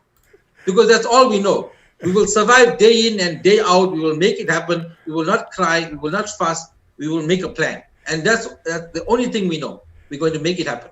Well, and then you'll take the rinds and turn them into energy at a power producing plant too. So we're not quite finished there. So Lea Vinyanta von Rensburg, who's a lovely lady, gave a super chat, 140 rand. She said, "Thank you, Chris. This is very interesting. Karou should come listen to the squirrel with the hashtag Wyatt Army. The only way I can listen to family meetings." What she's talking about there is that I usually provide some insightful witty commentary or point out the obvious shortcomings whenever Ramaphosa is talking. So it's very kind of her. Thank you for the super chat. A couple other things here real quick. Kevin Nicklin says, Karou Charou has been the best advocator for Indian rights in South Africa that I've seen, and he's damn funny. Everyone must watch the prank phone calls he makes. Next level funny. All right, cool beans there. Stephen van Vyk tried to correct me, or was trying to make a statement saying the SWAT was not the National Party. That was the 1920s. I think it was the English Labour Party. Well, I'm not claiming the National Party had a policy of SWAT. What I'm saying is that they used the threat of black nationalism to get white people to vote for the National Party over all other parties, especially after the Soweto uprisings and the imposition of Afrikaans in 1976 and reinforced it in 1985, even as they began to dismantle apartheid behind the scenes without telling anybody about it. They used the threat of black violence and terrorism, Mkhonto as a means to get reelected, to turn it into a security state. In the end, the National Party, the government wasn't run by Parliament. It was run by the presidency, the police, the intelligence, the military. It was a security state from about 1980 until apartheid was completely dismantled. So there's that. Thank you for that, Stephen, but that's clarification on my part. Debbie says, we could all learn a lot from you on how families should support each other. They assist each other to study and further siblings to graduate. Good points. Lars Salas is responding to someone else there. And Artie Pandey says, as Big Daddy Liberty says, faith, flag, family. Us minorities are highly patriotic. This is somehow lost on those who say we must go back to where we came from. In my case, that's Pietermartizburg. so Artie's if he's gonna go back to where he came from, he's going back to Pietermartizburg. So, well, to that I agree with you 100%. I mean, as I said over and over again, if people want to talk like the Minister of Education wants to talk about. Bladen Zamani of Higher Education talking about, indigenous languages in South Africa. And he says that must be an African tradition and a Southern Bantu language family. I have to correct him historically. If you want to talk about indigenous language, if you're going to use that term, which is highly debatable, you can restrict it to Khoi and San languages and Afrikaans because it grew out of South Africa. All the other languages in Southern Africa are immigrants and have come in there. And so, yeah, anyway, but I agree with you 100% there. Well said, Artie. So, Artie, go back to where you came from, where your people are from. Pietermartizburg? Okay. Bye, donkey. I just want to lay into something that we went past it, but during the unrest time, I just want to lay bare something that I felt during that time. And when now people talk about innocent people were being attacked, I just want to address that very crucial issue because that comes across a lot in terms of what the Phoenix issue happened and innocent people were attacked. I just want to address the innocent part, Yeah. I'm not saying they weren't innocent, so let me just start there. Yeah. Right. But when you as a community and we as a community, by the way, the Indian community, this is the third attack in 160 years. It's the third attack on our community by the black community. 1945, massive uprising, killings, rapes, murders. Our community that was a massacre. 1984, and now, the third time that the black community is rising up against the Indian community for no good reason. So when we were hearing this over the days, we coming for you, hearing voice notes and all of that, Like what I said before, the Chinese community, the black community became our enemy. They were coming to attack us. And when you're standing on the road and you see any black guy, so I want to say this categorically, I'm sharing with you my feeling. I'm not talking on behalf of the Indian community. I'm talking about my feeling. And maybe it resonates with the others. Any black person that came into my community, because he didn't belong there, he didn't live there. He was walking into my community or driving it. To me, that was the enemy, in inverted commas. That was the enemy. Because the same guys, the modus operandi of these guys were, they would send scouts into your area. Normal guys just walking down the street, but they are scouting. How many people at this road? How many people there? What is happening there? Cars driving into your area, then randomly shooting at people standing on the road. So if they don't understand that mentality of, if you've never been in that situation, you will never understand it. You will never understand the feeling of these people coming to attack you. So every person, I'm saying this from every black person that you saw walking in a predominantly Indian, so it's not a cosmopolitan community, it's an Indian community, 95%. Black people are coming from the outside into your community. And when we see them, yes, there may have been innocent souls amongst them, but I'm telling you my mindset. My mindset is, I'm seeing you as the enemy. What are you doing here? Even after curfew, 9 o'clock in the night. What are you driving around in my township for? You're up to no good. And that is something that, the story of that is not being told. The story of Indian people hearing gunshots, hearing this, hearing the threats, hearing the voice notes that were coming after you. The fear, the absolute fear within you. I want to share this with you, and I share this on my platform. I stood on the road and I trembled. I shivered because I'm not used to hearing gunshots. And the one day when it was close to home, it was a road away from me, I was in absolute fear, because in that situation, under gunfire or even hearing gunshots is not something I'm used to. I was filled with absolute fear. And if you are not in a situation, don't even try to understand what I was going through. I always say, I don't know what a guy in a township experiences living in a shack, because I've never lived in a shack. So I can't experience these things. So don't others try to tell me what I was feeling. And when a guy drives down my road, 4 black guys in a car, whatever, am I supposed to roll down the window and say, how's it guys? What are you guys doing here? Are you guys okay? Where are you going to? The situation was very, very different. Like I said, I might stop the car. Other guys might fire at the car. It was just such an unprecedented time that we were not prepared for. We had no training to do this. We never knew how to do it. We didn't know how to do it. I didn't know how to deal with it. And I feel for the guys who were caught up in being caught. Like a lot of guys in Phoenix are being caught or being arrested for being complicit with an incident. It could so easily have been me. Like all 20 of us standing on the road, some black guys come, that guy gets hit and chopped or killed, and I'm standing there. So I would be arrested as well as being complicit because I was there. But in that moment and in that time, Hal, if you didn't understand it, you didn't know what it was, these guys weren't just killing people. The enemy was coming towards you, and how you reacted, how you did it, whether you apprehended him, whether you shot at him, who had the training or know how to deal with this? Even in my situation, if I tried to calm 5 guys down, the other 10 were vigilantes, and they decided they're going to do this. How do I stop them? It is just such that story that I'm telling you is never told. Nobody told the story. Nobody's talking about how we felt, about our families living in our homes. I had to leave my wife. My son, 15, was on the road with me. My wife is worried about, what are you doing on the road? What time are you coming home? It's 11 o'clock, it's 12 o'clock, it's 1 o'clock. She's hearing gunfire. We're not used to hearing gunfire. We're not used to the situation, the trauma that our families went through, not knowing whether we're coming back from the road or the front line, so to speak. The story has never been told. It's just, oh, they were looters. We heard the story. They weren't coming to attack you. They're just coming to attack the shops. So we're supposed to stand back, go to the shops, loot the shops, and then carry on. That's a story I really wanted to say, that nobody has said that story. Nobody has come out and said, nobody has interviewed Indian families, Indian people. How did we feel? So I'm telling you, I was on the front line. I was shit scared. I was trembling, not from the cold. I was trembling from fear, absolute fear of not knowing. If 10 guys came running down my road, I had a baseball stick in my hand. What was I going to do? We weren't even armed. But we were on the road just to say we had a presence. We were there and we want to protect our families, whatever means. But really, if somebody came down the road, a car came down the road, we were sitting ducks to be hit.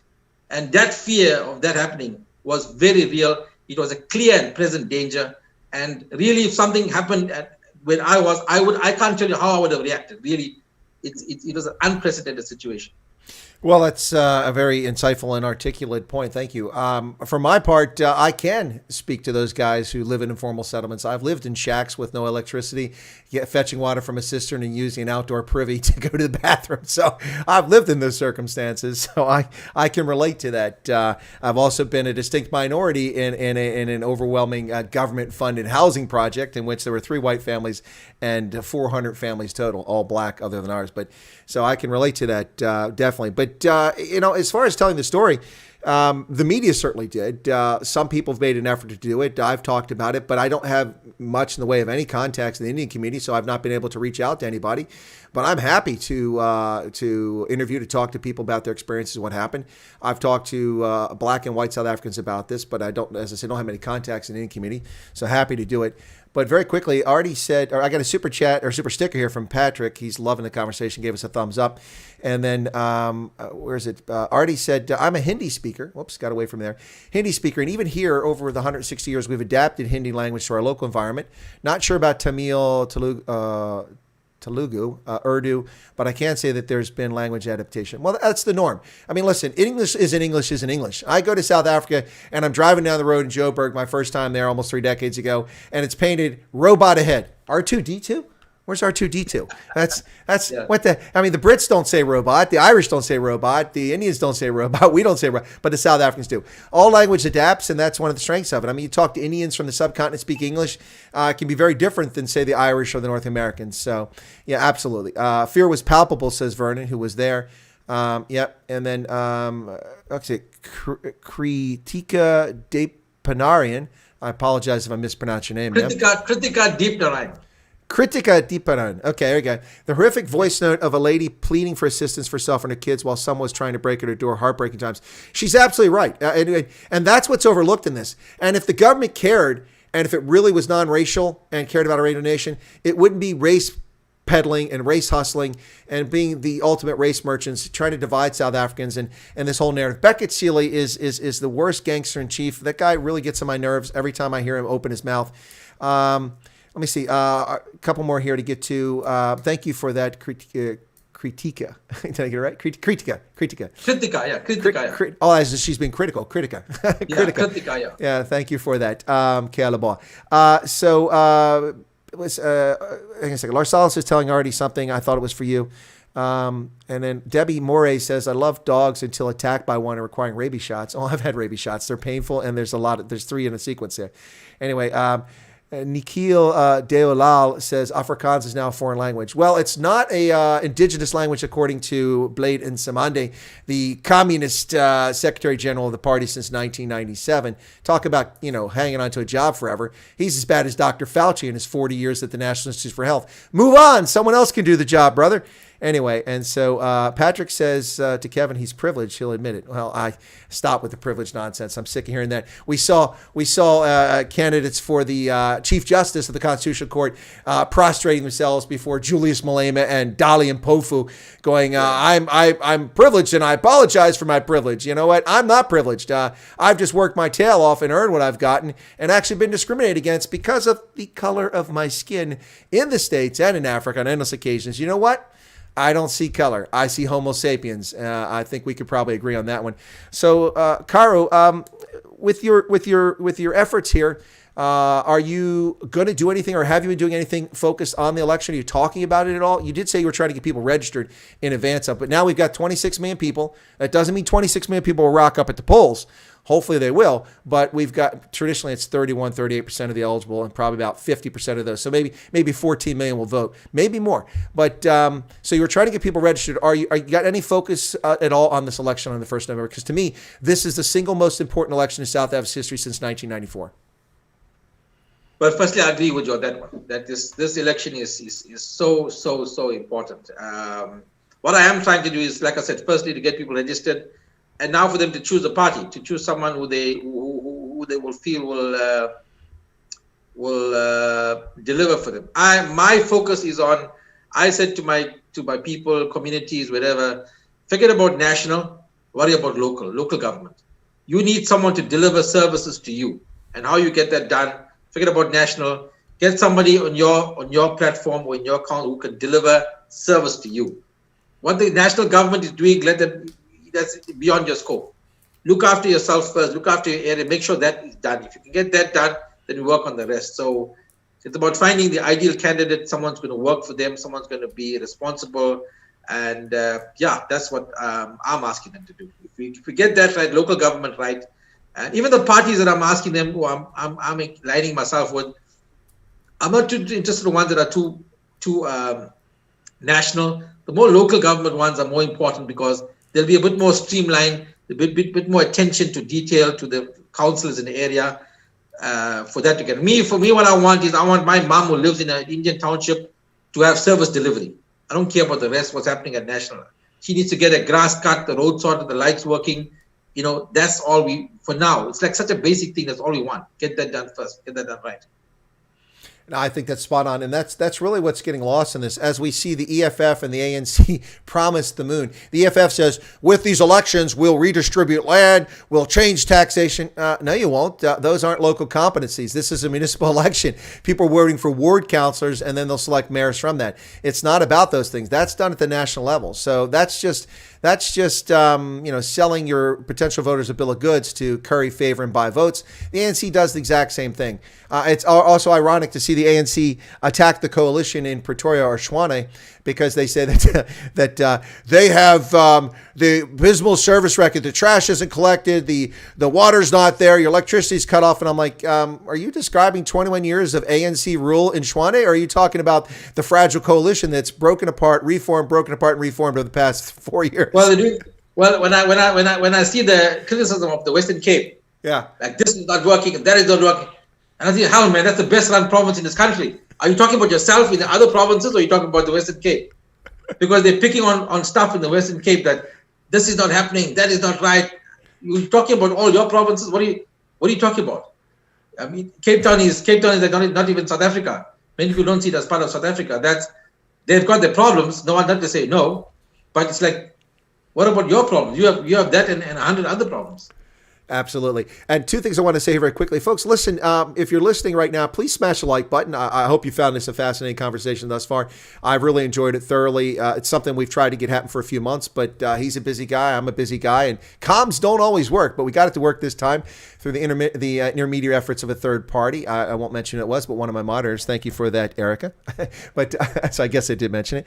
But listen, if you're not a subscriber to Chris Wyatt Africa and you follow Karou, why don't you become a subscriber? It costs nothing. It's right down there. All you have to do is push that button. Be sure to toggle that bell icon to get notified. And oh, by the way, YouTube won't bother to notify you because they shadow ban my channel. So you should join the Chris Wyatt Africa Announcements Telegram group where we don't expose your mobile number. It's still protected for you. You can join that. You can protect your number and you'll get notified of all updates. You won't get crypto pimping from me. You won't get any of this other nonsense. You won't get bigotry raised. All you'll get are my videos and my live streams because I'm the only one who can contribute to that group. I post things in there. No one else has that control. But there is a Chris Wyatt Africa group on Telegram. You can join that as well.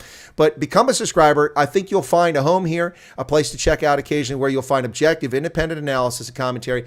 Yes, I'm biased. We're all biased. I accept my bias. I'm honest about my bias. I detest the African National Congress. They are a disgrace to the liberation movement. This is a RICO operation. It's a criminal organization disguised as a political party, which bifurcates and divides society in South Africa based on race and class. And that's what they are. That's what they've become. There isn't a day that goes by without a new ANC official implicated or exposed in a corruption case. This despite the fact that the media is largely captured and doesn't report most of this. So yes, I'm biased. I'm honest about that. I also have a deep affection. So please become a follower or subscriber on the channel. I really appreciate that.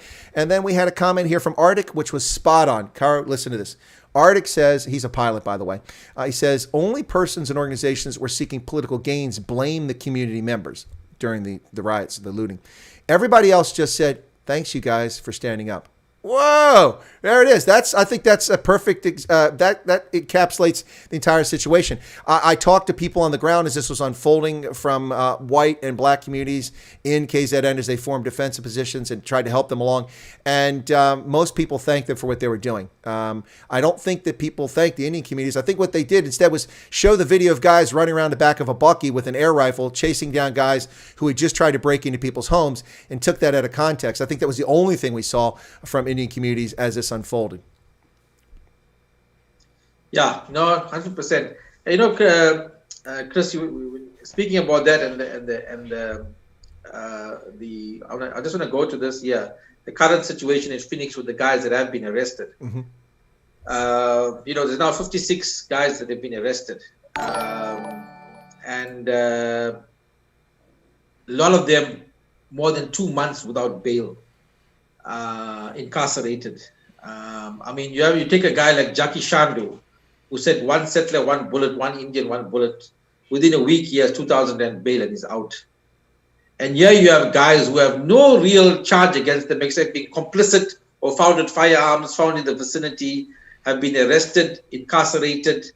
And you know, the sad part is, I'm not saying all of them are innocent, by the way, but I do believe, as you will know, you're innocent until proven guilty. So you must be given the onus is on the state to prove you guilty. In that time, you will agree that you need to be treated as a citizen with your equal rights and all of that. And right now, these guys who have been arrested, the stories that are not being told is horrendous. Horrendous to say this. I mean, I came 2 days ago from a guy who's a breadwinner in his family, has a 10-month-old baby, a 5-year-old child, and a 9-10-year-old child, whatever. I mean, 2 months he's incarcerated. There is no bail as yet.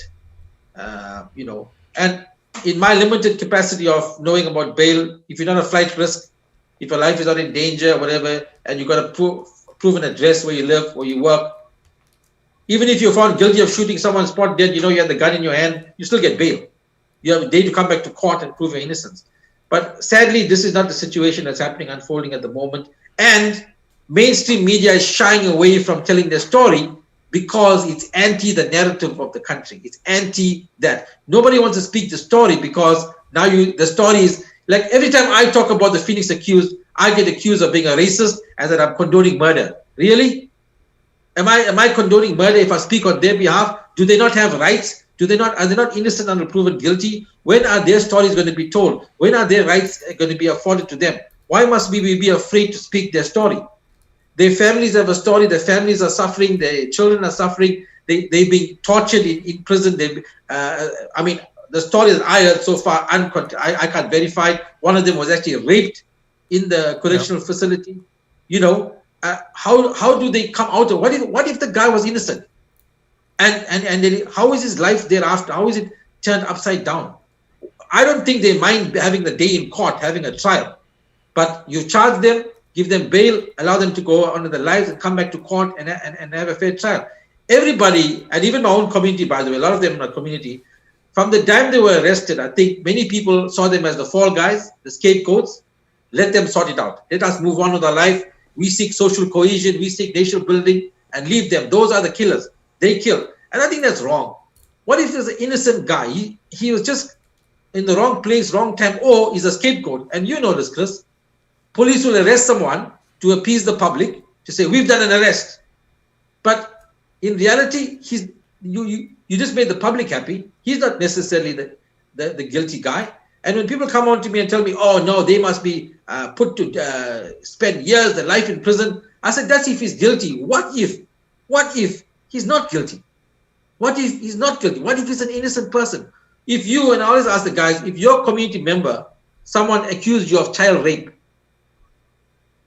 and then the police come, a charge, you get arrested, and you're in prison, and the other prisoners come to know you are a child molester, they will rape you in prison. But yet, you didn't even commit the crime. You are innocent. Only then will you understand the workings of it, of how serious this is.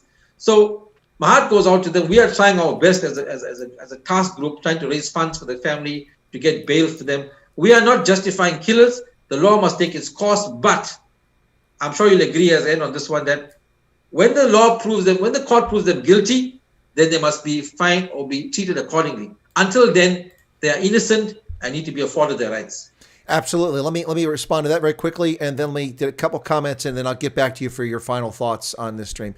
Response to that. So we see the events of January 6th, where 500,000 Americans sought right of redress from their government, not happy about events in November. I was there as a journalist covering it. I have a fair amount of live video footage, which I have that, which shows what happened there.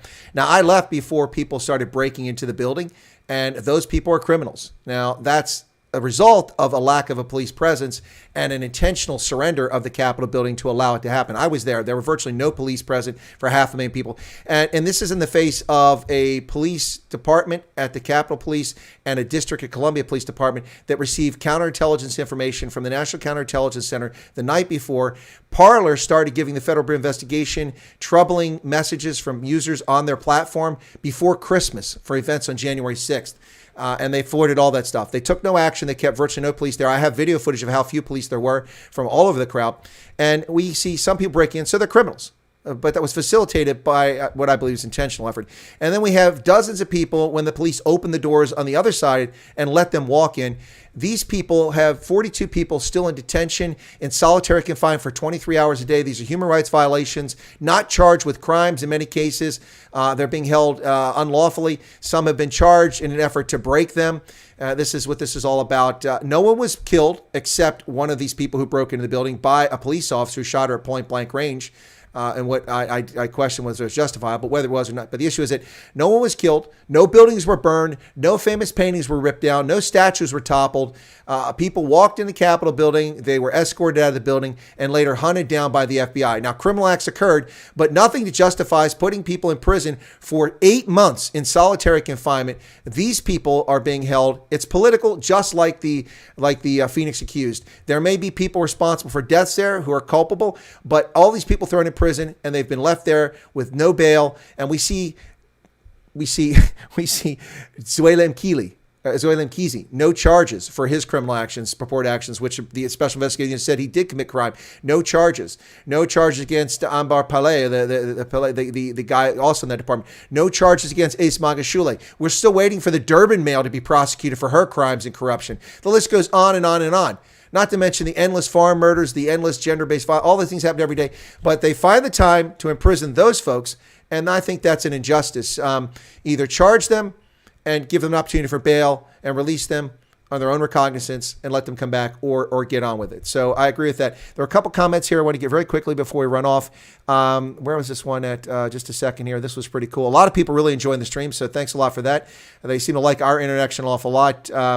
Somebody said, oh, there it is. Vernon Lilager says, Karou and Chris, today was a great combo. Hope this becomes a regular thing. Well, we haven't discussed that, but I'm open to if he wants to appear on my channel on occasion or I go on his thing occasion. If that's something he wants to do, we can discuss that later. But thank you. That's a vote of confidence. They enjoyed our conversation. And we've talked about some somber stuff. You know, maybe in the future we can talk about some more interesting things, talk about Indian culture in South Africa, talk about KZN, talk about your career. That would be more interesting. Let's see, talking about the lawyers who abandoned people. Oh, you were talking. Okay. And Debbie says, thank you. And Karou, great informative show. Good evening to all. And anyway, so yeah, there's a lot of really nice things here. People are saying, I think people really enjoyed you as a guest tonight. I want to thank you, as I say, Kia Laboa and Bye Bye Donkey for coming on. And what I want to do is, Karou Charou, give you the last comment here before I put you in the waiting room and wrap up the show.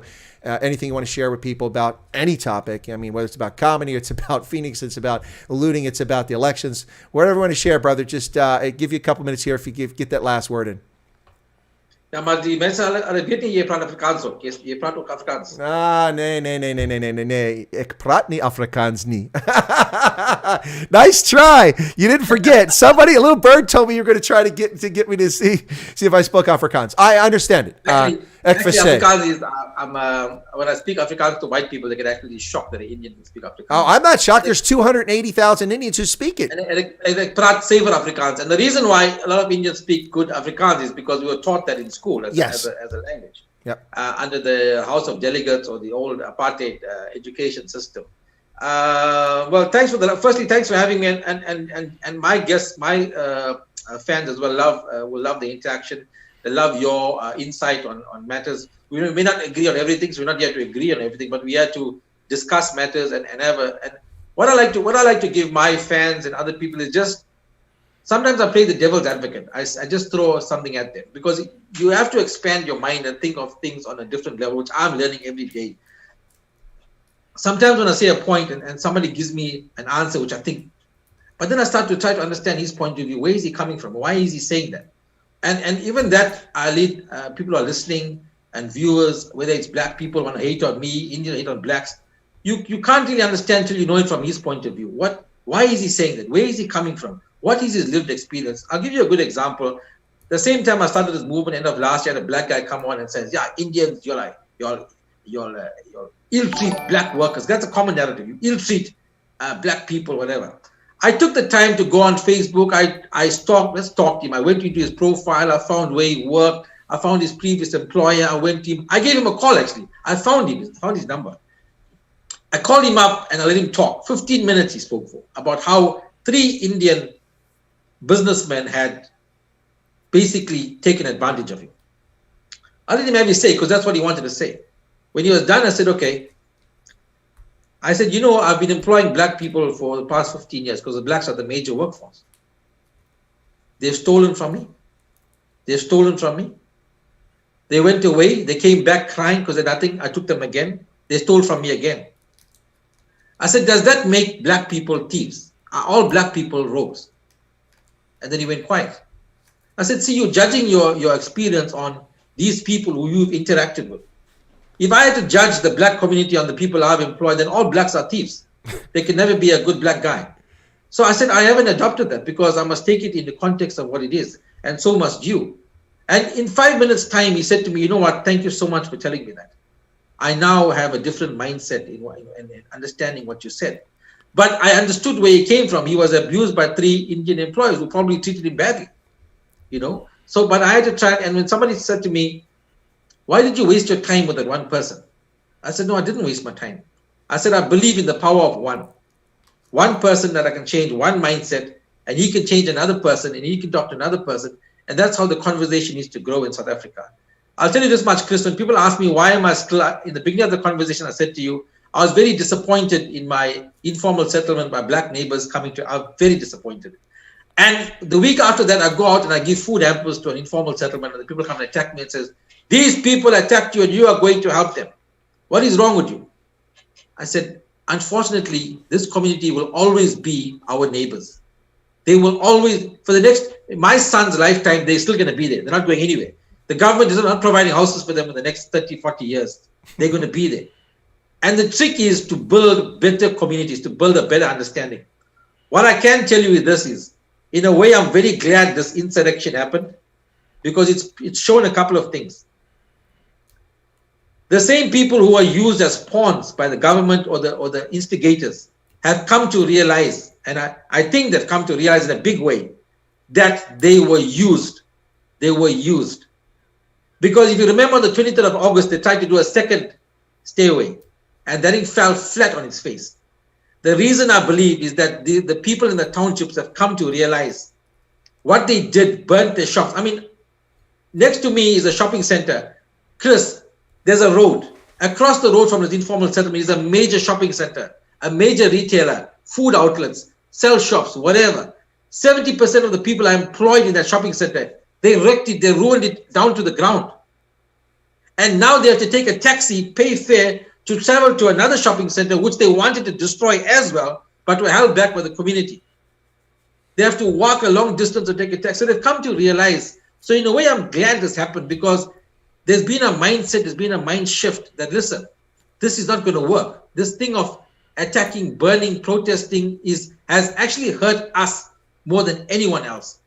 So I think, in a way, I'm happy that happened, like I'm saying, because there is a mindset shift, and also even the attacks on our communities. I want to say that what many of the instigators thought was so easy is not that easy. That you're not going to ride over us because we are a minority. Doesn't work that way. So we've shown them, the instigators, the people on hate, that if you want to come for us, if you want to do anything, we're not going to take it lying down. That's for sure. We're not going to take it lying down. We're prepared to fight for what it is. We're not fighters, but if you come, we will defend. And I think we've shown that. So 2 things for me were very important out of this whole thing, that they've realized that we're not the walkovers that we thought they were. We've given other minorities the strength to understand that we as minorities are forced to be reckoned with, and we belong in this country. We're not going anywhere, and we will fight to the death if that is to defend what is ours. But we're not going out to attack anyone. We will defend. So I'm glad for that. I'm glad there is a mindset shift amongst the poorest of the poor, that they are being taken advantage of by government officials and the fat cats who basically reap off them. And I think that's why when people ask me now, are you afraid that that's going to happen? Like on the 23rd, I said to them, I really don't think it's going to happen, because I don't think they can make the same mistake twice. And that's a space I'm in at the moment. And I'm just trying to build better relations with my black counterparts. Maybe I need to do more. Maybe I need to help more. Maybe I need to give them a better understanding. Maybe if we can build workshops, more employment equity, whatever. But every bit, like for example, I'm building a jungle gym area in a squatter camp, a transit camp, right? Because every time I go to give food, I see 30 kids running around playing with nothing, like they've got nothing. So somebody asked me, why are you even wasting your time? I said, well, if I can change the mind of 30 young kids to make them understand who are their friends, have a better mindset, build them into better adults, those kids are going to grow up to be adults. I don't want them doing the same stupid thing to my son and his children in the future. They are the future generation. I'm not changing the world, but I'm changing one kid at a time, one mindset at a time. And by the way, that community of the transit camp, which the Indian community was fearing inside their community, is so grateful for the help that comes from Indian, that when the unrest happened, they never attacked their immediate neighbors, Indian, and never stole from them, still don't steal from them. They are the community that's grateful for the people around them. And that's what we need to build. If we can have that, then no matter whoever comes in and tries to put shit in their head, they'll say, sorry, those are our friends. We are not doing that. We are not going to do that. Because they are being influenced by outside people, not the people in the community. They are being influenced by outside people to come and do damage. So I believe the strongest fear or attack will only come from our immediate neighbors, which is the informal settlements. And if we have them as our friends, then we can fear nothing. No, agreed 100%. But listen, we've got to sort out stereotypes. If people are going to use stereotypes, we got to get it right. Listen, Indian shop owners don't abuse black employees. They abuse everybody. No, if we're going to get stereotypes, we might as well get it right? No, but your approach to changing one mind at a time, people sometimes say, why do you spend time with trolls? Why do you give them oxygen? And trolls don't deserve oxygen. But there are some people that will disagree with you that aren't trolls, just the question they're asking. And it's worth it, because if you can open people's eyes, and maybe you learn something from their perspective too. So I like your approach. I have the similar approach to it. Patrick gave a super chat saying, great guest. Well, I agree, but I'm biased. He was my guest. And then Leo Vinyasa van Rensburg said something very interesting here. And this would, I don't know if we could do this, or if you could stomach listening to Ramaphosa for an entire speech, but she said, would love to see Karou on your channel more often. Would also love a dual squirrel session. That would be awesome. Make for some great comments. I think what she means is like when he's broadcasting, I'd host the live stream, have you come on. We both sit there and tag team. That would be entertaining, but I don't know if you could survive listening to him for that long. Well, a couple of energy drinks or Red Bulls. I can stay awake, and we can get to the first 5-10 minutes of washing your hands and social distancing and all of that. Then after that, we'll start talking. But yeah, that'll be great. I would love to do that. Yeah, we should try that. But, Red Bull gives you wings, so. And Kritika said, much respect to Chris and Karou. Fantastic interview. Thank you. Hey, thanks a lot for that. Listen, I have a feeling we could keep chatting and go on forever, and you've got a family to be responsible for. You got things to take care of. It's Sunday evening, and I've got to set up for another stream here shortly. So I'm going to offer my thanks to you once again, and nice trying to catch me on the Afrikaans. That was well done. So Karou Charou, thanks a lot for coming on. It's a real pleasure to have you on. Let's get you back on the channel, and if you're interested in me coming on your program, I'm happy to do it at some point, talk about things. It'd be my pleasure. You've been a fantastic guest. Love your insights, love your passion, and actually really enjoy your love for South Africa as a whole. It's really fascinating. So thank you very much. I appreciate it. Yes, thanks for having me. All right, I'm going to put Karou in the waiting room while I close out the stream here, folks, and then we'll be done here in just a moment. Folks, that was Karou Charou, entertainer from South Africa, fantastic guest, a social commentator and a political commentator. Alvaron Myers just become a member. Thank you for that. You get a salute. How often do you get saluted by a colonel? Well, anybody that becomes a paying member supporting independent journalism right here on Chris Wyatt Africa, you get a salute from the colonel. So that's pretty cool, huh? How many times you get a colonel saluting you? Unless you're offering a salute and he returns it or she returns it. Anyway, so paying members get that. If it occurs while I'm on screen broadcasting, I will salute you for your paid membership. And it's not expensive, by the way. I'm not shilling for money. I don't make much money off that. It's just part of being a community. The hashtag Wyatt Army. People seem to enjoy it. It's a sense of community. Membership in the U.S. is $3 a month. In South Africa, they charge you 20 Rand. So if you can afford it, feel free to become a member. Anyway, enough of the shilling and e-begging. Once again, buy a donkey. Amy Justine LaRouche has become a member. I think that's renewal, though. There you go. Anyway, so enough of the e-begging. Thank you so much, Kia Labo, Bye Donkey, Vielen Dank, merci mille fois, to my guest, Karou Charou. Folks, that's it. I'll be back on for Night Owls in about an hour and 45 minutes, and we'll talk about news, today's events, and how I'm drowning myself in my beer over the Eagles losing to Uruguay. Congratulations to Uruguay. Los Teros are now the America's One qualifier for the Rugby World Cup of 2023 in France. France. But that's where it's going to be. USA will have to compete against the Chilean Condors next spring in a 2-game series to see who gets the Americas too. That's it, folks. Thank you all so much for tuning in. We'll catch you here next time on Chris Wyatt Africa. Have a lovely day. God bless and be safe out there. And for all the folks who tune in for this first time, if you're not a subscriber, become one.